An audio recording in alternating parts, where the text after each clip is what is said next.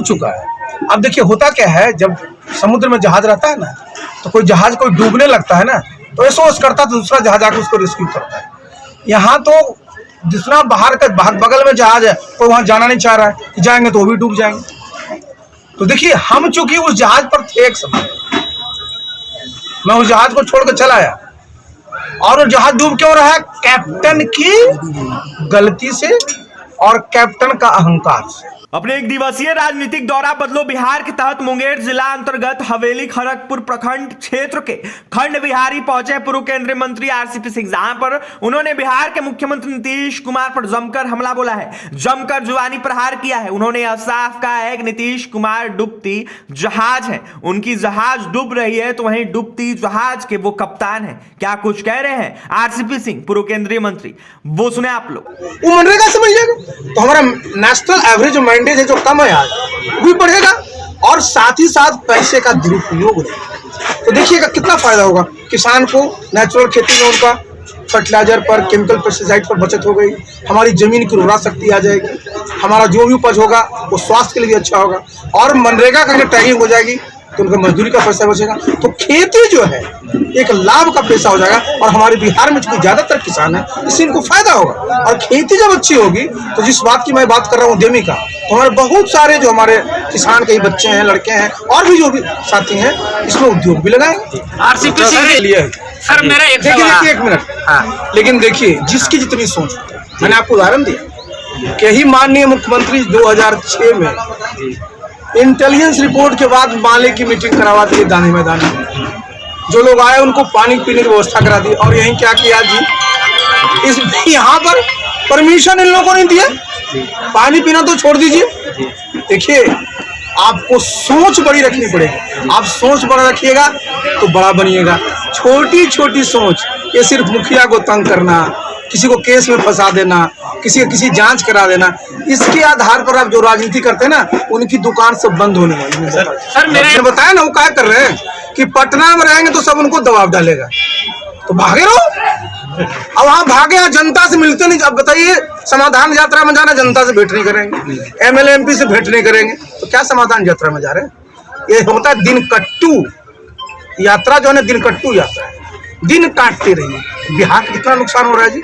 आपको बिहार की जनता ने मैंडेट दिया था 2025 तक सरकार चलाइए, बिहार को विकसित प्रदेश बनाइए, और अपना दिन काट रहे हैं आप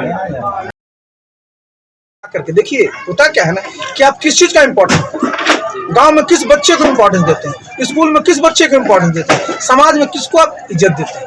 तो ये आपको देखना पड़ेगा कि हम लोगों को सरकारी चीजों के साथ साथ जो हमारे उन क्षेत्रों में जहाँ से रोजगार सृजित हो सकता है, जहाँ से लोगों को काम हो सकता है, उस पर कैसे ध्यान दिया जाए, लोगों के मन में उस बात को कैसे बैठाया जाए, ये बदलाव करना बहुत जरूरी है। तो ये कार्यक्रम हम समाधान नहीं जी हमारा। देखिए अभी मैंने देखा, आपने बताया होगा, मैंने कृषि पर जी बहुत बेहतर तरीके से देखिए, आपने देखा कृषि, देखिए कृषि में आज क्या हाल है जी, किसान लोग परेशान तो हैं ही, अपनी धरती माता ऊसर हो चुकी है, बंजर हो चुकी है।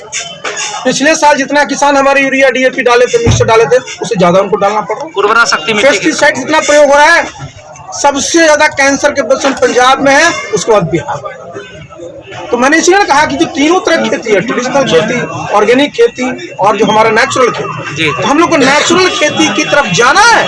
आप देखिए, आप हिमाचल प्रदेश को ले लीजिए, आंध्र प्रदेश को ले लीजिए, तेलंगाना को ले लीजिए, गुजरात को ले लीजिए, तमिलनाडु को ले लीजिए, उड़ीसा को ले लीजिए, वहाँ किसान इस पर काम करना शुरू कर। हम लोग बिहार में भी इसको फोकस करना है, और बहुत सिंपल है, इससे बढ़िया और इससे अच्छा कुछ हो नहीं सकता। और किसान अगर इस पर फोकस करना शुरू करेंगे, आपने देखा होगा पिछले 2 बजट में भारत सरकार ने जीरो बजट फार्मिंग, यही है कम लागत की खेती, बिना लागत की खेती। तो अगर जब उसमें किसानों की बचत होगी तो निश्चित रूप से उसको आमदनी बढ़ेगी।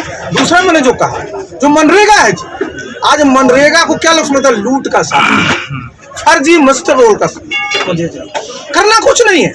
जो मनरेगा में अनुमन्य कार्य है, उसमें भी निजी जमीन पर कृषि कार्य हेतु अनुमन्य।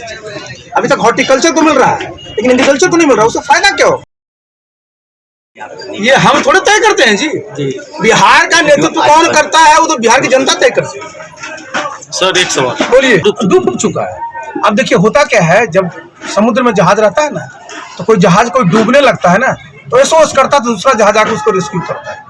यहाँ तो जितना बाहर का बगल में जहाज है, कोई वहां जाना नहीं चाह रहा है कि जाएंगे तो वो भी डूब जाएंगे। तो देखिए हम चूंकि उस जहाज पर थे एक समय, मैं उस जहाज को छोड़कर चला आया, और वो जहाज डूब क्यों रहा है? कैप्टन की गलती से और कैप्टन का अहंकार से। और हमको चिंता किसकी है? जो उसमें बेचारे यात्री फंसे, ज्यादा दिन तक उसमें रहेंगे तो बेचारे कुछ पता भी नहीं चले कहाँ चले। लेकिन देखिए आपने कहा ना कि क्या रास्ता तो हमेशा निकलता है, ये परिवर्तन तो हमेशा चलते रहता है, विकल्प हमेशा रहता है। और एक बात जो आपने कहा आप कहाँ जाएंगे, तो मैं कम से कम महागठबंधन में तो नहीं जाऊंगा, इतना तो स्पष्ट है। बहुत बिहार में जो एक माइंड सेट है उसको बदलना बहुत जरूरी है। माइंड सेट क्या है?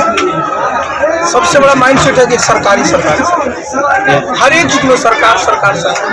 और सरकार का हालत आप देख रहे हैं, बगल में स्कूल की बिल्डिंग बन गई, 4.5 करोड़ की बिल्डिंग बनी, एक बच्चा नहीं पढ़ रहा। 4.5 करोड़ रुपया समझिए कितने लोगों के लिए उपयोग में आता है। यहाँ माइंड सेट को बदलना पड़ेगा कि सरकार के साथ साथ जो निजी क्षेत्र है, जो हमारे किसान हैं, उस पर फोकस करना। देखिए बिहार में क्या होता है, हम लोग सिर्फ नौकरी सरकारी नौकरी पर फोकस किया। आप गांव में जाइए, बच्चों से पूछिएगा कि बाबू क्या बनना चाहते हो, बोलेगा आईएएस बनना चाहते हैं, आईपीएस बनना चाहते हैं, डॉक्टर बनना चाहते हैं, इंजीनियर बनना चाहते हैं। एक भी हमको नहीं मिलता। मैं तो ढूंढता हूँ कि मैं उद्यमी बनना चाहता हूँ, मैं एंटरप्रेन्योर बनना चाहता हूँ। देखिए जब तक एंटरप्रेन्योर नहीं बने, उद्यमी नहीं बनेगा, जिसको हम लोग कहते हैं वेल्थ क्रिएटर्स, वो नहीं बनेंगे, तब तक कैसे हमारे बिहार की बेरोजगारी और गरीबी खत्म होगी? ये मानसिक बदलाव बहुत जरूरी है। हम लोग अपने बच्चों को देखिए, जहाँ उद्यमी लोग हैं वहाँ बच्चे के पहले दिमाग में नहीं रहता है, सरकारी सेवा नहीं रहती, उनको लगता है अपना हम उद्योग लगाए।